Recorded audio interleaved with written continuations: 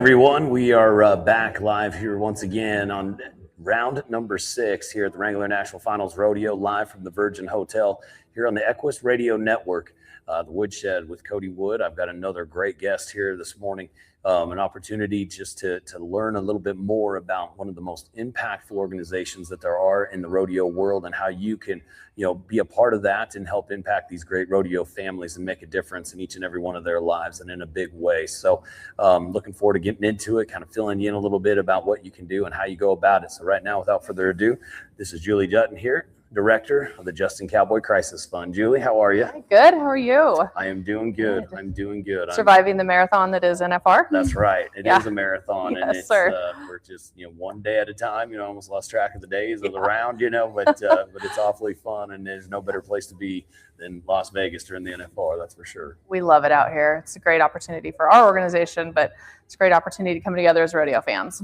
It is. So, it is. And when you see the town essentially transform into Cowboy Town, I mean, it's just there's no other vibe like it, that's for sure. We have kind of kept it a secret for a long time with social media. I chuckle when I log through and see the reels. It's like, it's NFR time in Vegas, and they show the plane, and there's just cowboy hats stacked the whole way through the plane at the airport. It's not a secret anymore. We are Cowboy Town here. I know, it's almost, and the rodeo is almost taking the fashion piece of it, all the things. I mean, it's really gotten big, and I love every bit of it, because the more rodeo fans we have, the better. And rodeo wise, specifically, one of the great sports in the world, and one of the true last, if not the final,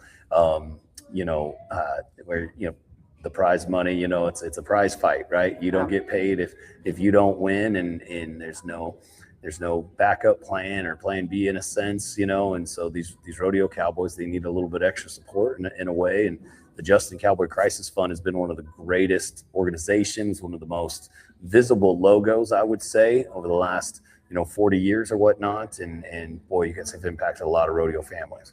Oh, we sure have. It's a great organization. It's a great charity. We often say rodeo it's like for the love of the game. These guys and gals are really putting it out there to make a living in rodeo for their career. And the JCCF has always been proud to do what we do. We have a very, very strict bylaws that really control how we give out our money, and it's certainly a worthy cause. So with that in mind, what we do is we help injured rodeo athletes. And so, unlike a professional NFL player, an NBA player, like they have contracts, right? So they get injured and they are still getting paid because they have a contract. Our guys and girls don't get that. These cowboys get injured and they're out. And in a lot of cases, that is their full-time income. And even if they have another job, sometimes their injury restricts them from working. And so the Crisis Fund steps in and helps with living expenses.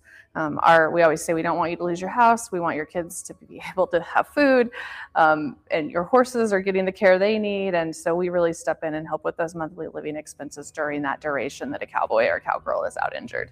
Yeah, that's such an amazing cause, and because for multiple fronts, right? Obviously, the actual direct impact of somebody getting injured, and then providing for the family as they bridge that gap to being able to compete again, but also on the forefront of it, when you talk about a bull rider, let's say, and their ability to kind of have that peace of mind, right, and to be able to go up and down the road in rodeo knowing that there's a team behind them that's got their back if something was to happen.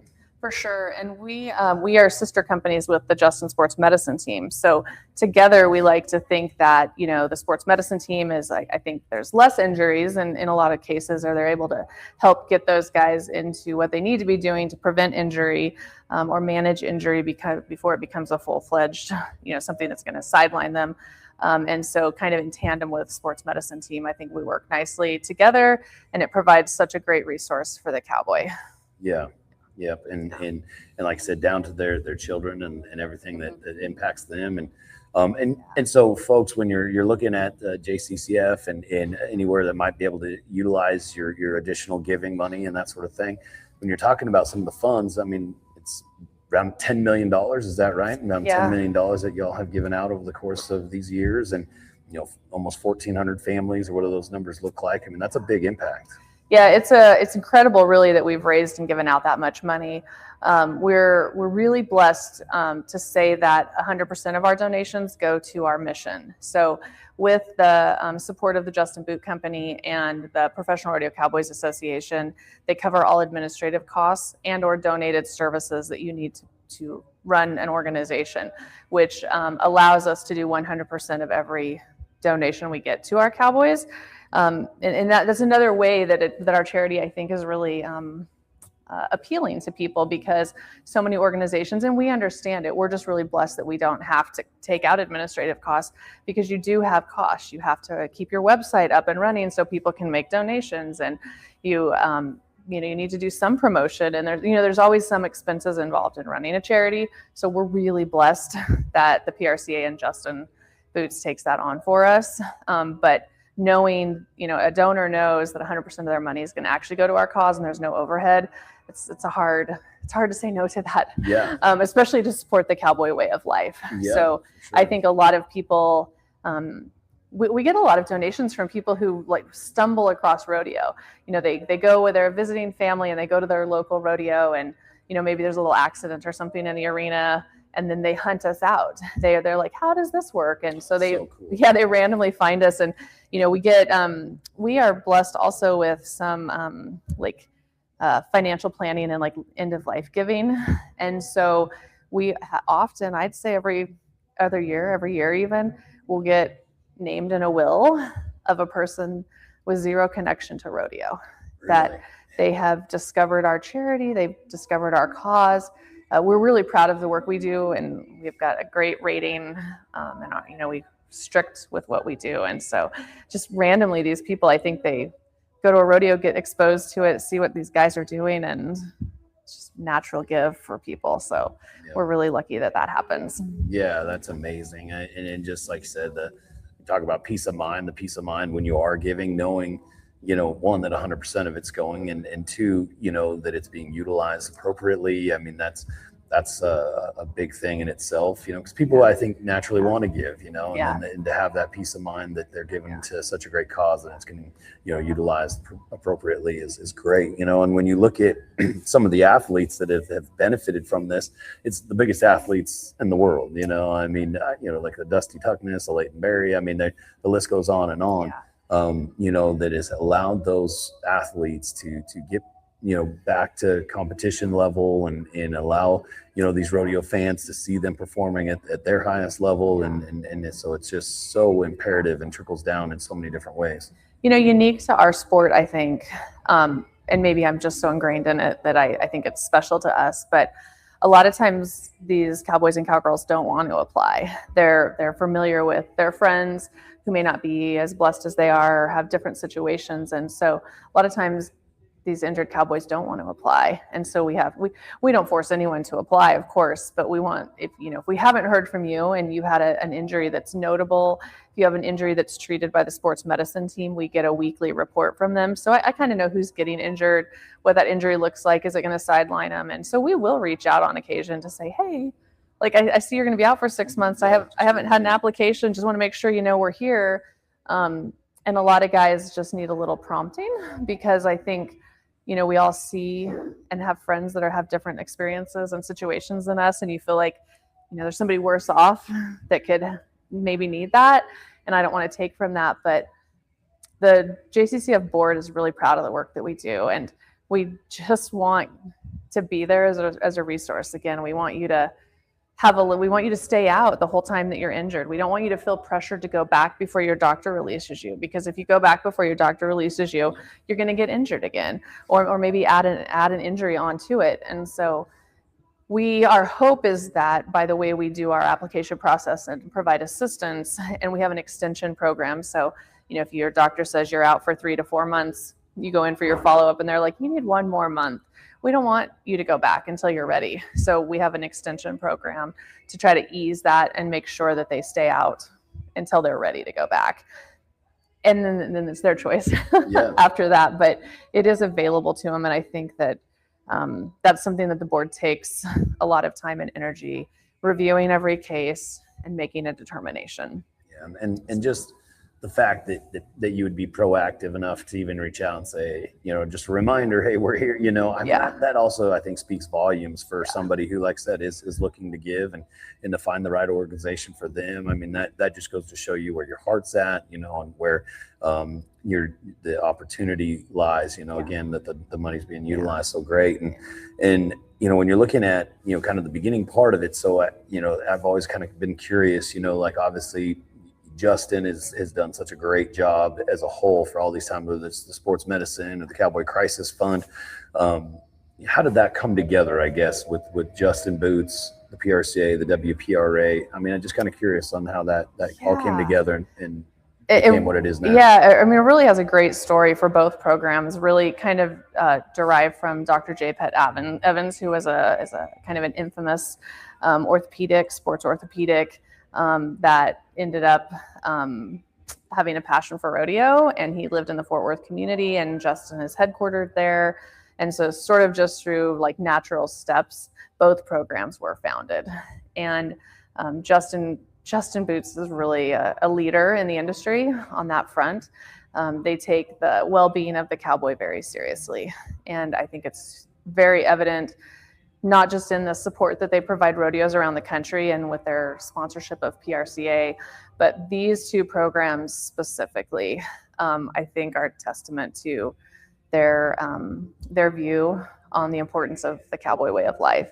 And I think for most of us who work in this industry, we can look around and see that, in some parts of the country, it's kind of a dying thing. It's, ranches aren't as prevalent. Cowboys are, hard to find, and you could just go get a job in town, right? And so I think we're all thriving to educate people about our industry and what we do.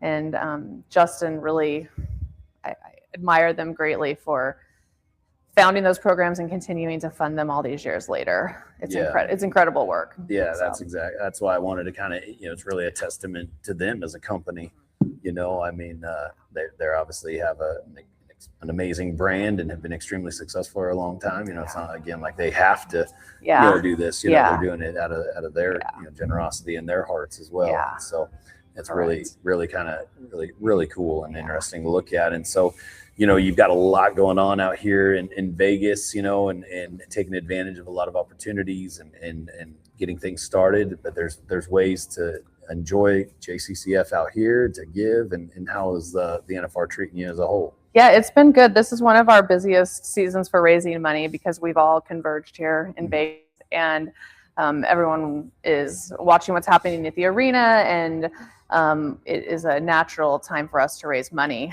And so we do about 6 or 7 fundraisers during I call it 2 weeks. For us, we come out early for the PRCA does their convention. Yep. So all the rodeo committees come into town before the NFR starts. So there's some opportunities to raise money with that group.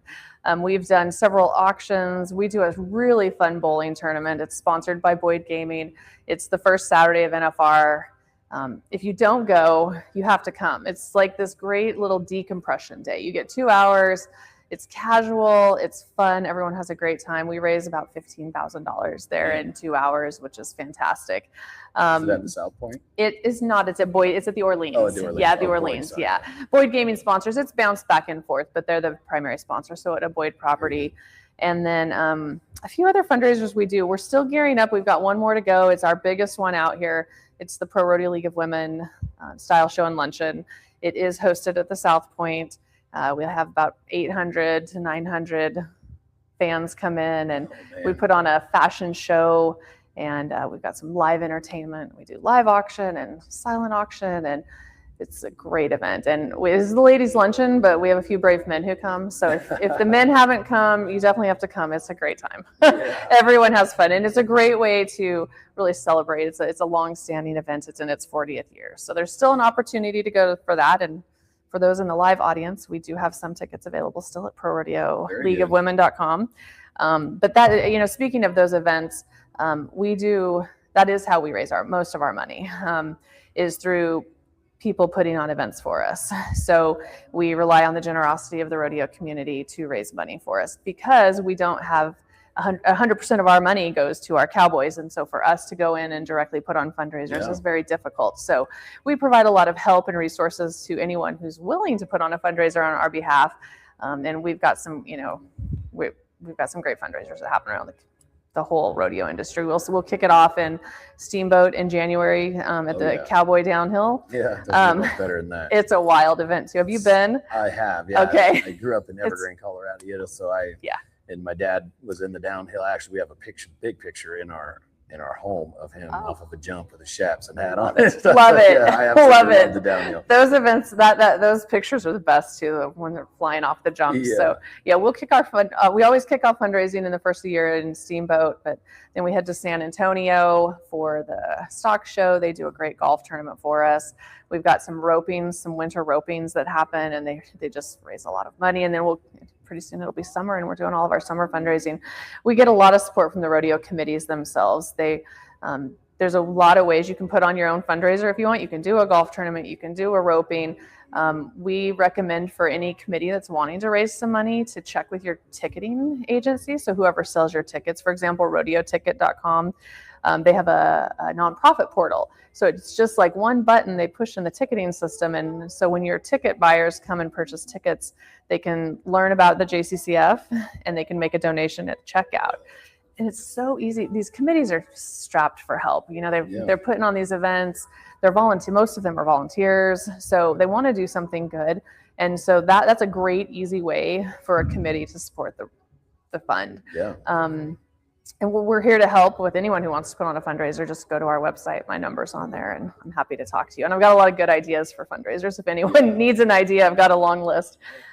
Just in the last 5 minutes, I mean, there's 3 or 4 different examples just right there. I mean, it's like you said, it's not just donating directly. There's a lot of different ways to give. Right, and we do love the fundraisers. I mean, it's a great way to give, but there's also the PR side of that. So just the recognition that the Crisis Fund gets in a community that they wouldn't get otherwise. And so maybe it doesn't result in a donation that day to the Crisis Fund, but that it plants a seed in somebody's head who was there, and they look us up. They go to a rodeo next month, and I meant to look that up. And so it's just you can't put a value on that PR, but we appreciate it a lot. And there's always private donations too. We accept donations from any individual that does want to give.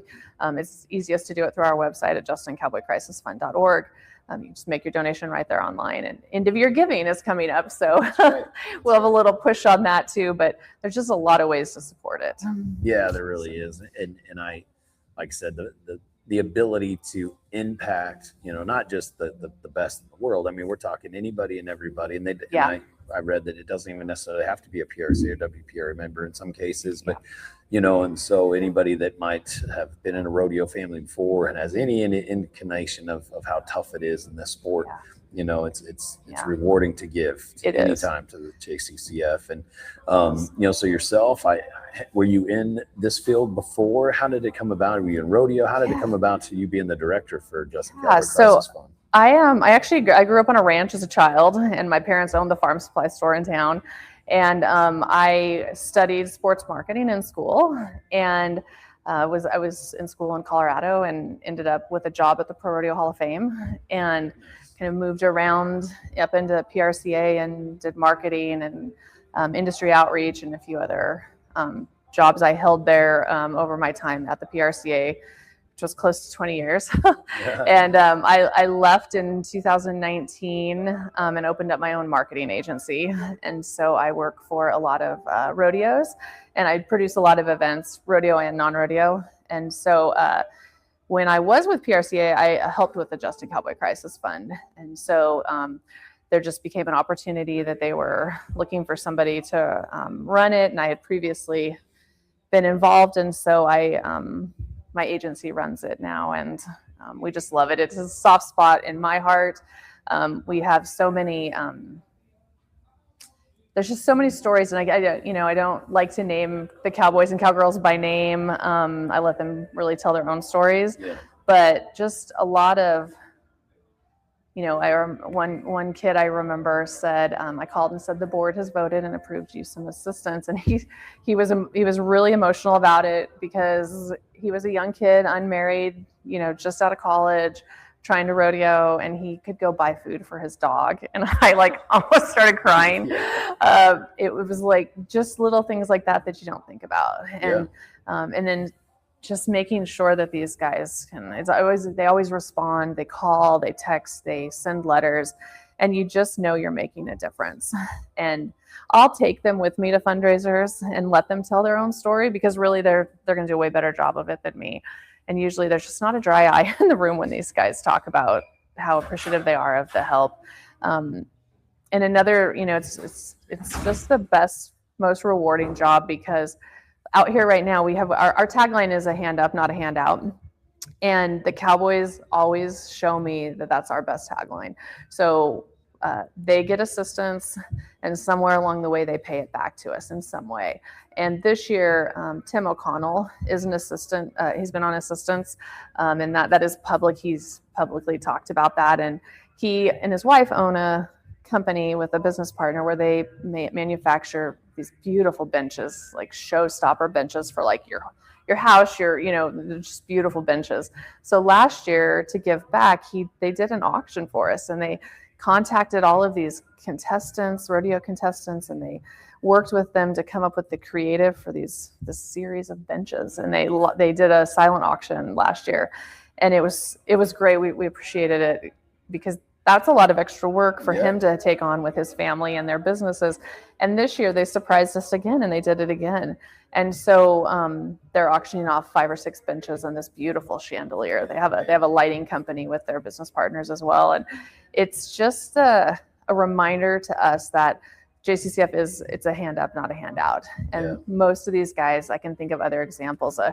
There's an athlete that does a viewing party for the NFR. He's a circuit cowboy. He's not ever qualified for the NFR, but he does a viewing party, and he raises money at that viewing party to donate back to JCCF every year. There's another NFR contestant that every year he qualifies. He does a shirt, like a t-shirt that he sells locally to his community, so they can support him, but then he donates the money to the Crisis Fund. And so it's just this concept that these guys really care, not just about themselves, but about their fellow contestants. It's a family. Yeah, and it shows the impact that you all made on them.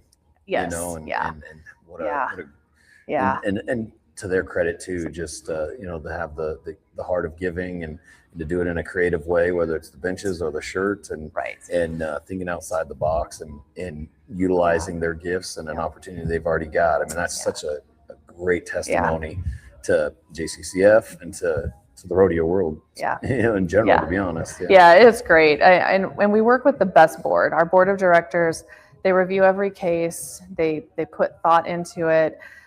They really we have a lot of medical folks on the board, and so there's a lot of discussion. Usually it goes over my head. I'm not a doctor, but I played one on TV, it's like they care, and they take their job seriously, and we're proud that we're good stewards of the money, and we're good stewards to our cowboys in need and cowgirls in need. And so it's great. That's awesome. Well, it's great to get a chance to sit down with you and learn a little bit more about JustinCowboy Crisis Fund and so many different ways to give. I mean, gosh, we've gone through a lot of them ours in that piece, but right here, like I said, it is obviously a heavy giving season here going into Christmas and everything else. And remind us again, when is the fashion show again? It's this Thursday, the 11th, South Point at 11 a.m. Oh, okay, good deal. And tickets are still available. Tickets, you got to buy them in advance online. Okay. ProRodeoLeagueOfWomen.com or JustinCowboyCrisisFund.org. Good deal. I'll link you up there. Yeah, there you go. There you go. And then, looking forward to seeing you throughout the week. Hopefully, get to see you again. But I sure do appreciate you coming in and then kind of chatting about it a little bit too, because there's a lot of people that have seen the brand for so many years, and it is a brand that honestly gives you kind of peace. Honestly, the psychology of sales and marketing, and it's definitely created its own identity in that way. And you guys have done such a great job, and just cannot thank you enough for just being a part of this sport and helping these guys and gals through their challenging times. Well, thanks for having us here today. We are proud of our organization, and honored anytime anybody wants to support us. So we're available. We appreciate you getting the word out for us. I think it is an iconic brand, but I think sometimes people are like, what do they do? Yeah. So, and it's been around for so long now too, I think that sometimes people just need a little reminder, you still have to take the first step towards giving. And so folks, if you're out there, make sure to go to jccf.org. Is that JustinCowboy Crisis Fund? JustinCowboyCrisisFund.org. But you can, donate directly there right now, and if you're here in Las Vegas and you have the opportunity to get tickets and go to the fashion show at the South Point on Thursday at 11, that would be a great time, a great opportunity to have fun and give at the same time and in lots of different ways, so feel free to get a hold of Julie at any moment if you've got an opportunity with the rodeo committee or whatever the case may be, because these funds, 100% of them are going back to these great rodeo families and allowing them to continue to compete at the highest level, and for these rodeo fans to see them compete at the highest level. So, Julie, thank you again so much for being here with me. I really appreciate you and everything that you all do, and look forward to, seeing where this continues to grow. I think there's still a lot of opportunity out there in a couple of different ways. So, but thank you so much for being here. Yeah, thank you so much. Well, folks, that's going to do it again for another episode here of the Woodshed with Cody Wood on the Equus Radio Network. Again, thank you all for joining us with another great guest here in Julie and the Justin Cowboy Crisis Fund. Again, if you have an opportunity, go check out our Spotify, Apple, iTunes, all the different platforms as well. Continue all of our past episodes. And thank you so much again to Pete A. Turner, one of the great guys that help and provide such a great podcast opportunity. So if you're looking for a little bit of information there, please reach out to Pete as well. But for right now, we're looking forward to another great round number 6. It's going to be another great night of rodeo. And we'll see you again on the next episode here of the Woodshed with Cody Wood on the Equus Radio Network.